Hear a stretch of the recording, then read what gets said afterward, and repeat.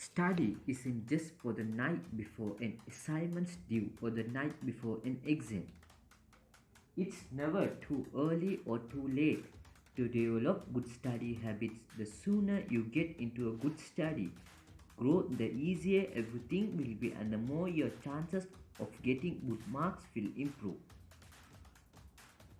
Here are our top tips for getting most out of study. 1. Pick a place and time. Everyone has their own idea about the best place and time to study, whether it's your bedroom at night or the library after school. Find a study space and a regular study time that works for you and stick with it. Set up your study space. Your study space should be quiet, comfortable, and distraction free. It should make you feel happy and inspired. Decorate it with your favorite pictures or objects.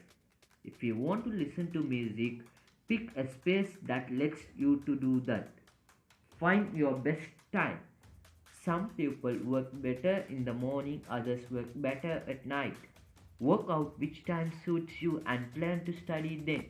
Don't study much later than your usual bedtime. Pushing yourself late at night can make you too tired to study properly.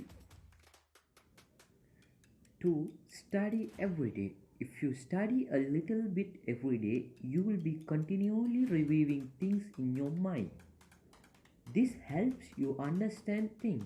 It also helps you avoid the stress of last minute cramming. Early in the year, an hour or two a night might be enough to stay on top of things. Later in the year, you might need to study more each day. If you are finding it hard to find time to study, cut back on some, but not all, of your other activities. Study might mean spending less time online, or it might mean cutting back on shifts at work or giving weekend sport a miss for a while. 3. Plan your time. It helps to have some plans in motion so you can make the most of your study time. Set alarms. Set alarms to remind you about your study plans. A regular reminder keeps you honest and your plans on track. Use a wall planner. Stick a calendar or wall planner up so you can see it whenever you are studying. Mark it up with important dates like exams and assignment due dates. Use it to block out your regular study timetable too. Make to-do list. List break tasks down into manageable chunks. At the start of the week, make a list of things that you need to have done by the end of the week. Make a to-do list at the start of each study session too, so that you're clear about what you need to be doing with your time. Set time limits. Before you start your study session, have a look at your to-do list and use yourself a set time to spend on each task.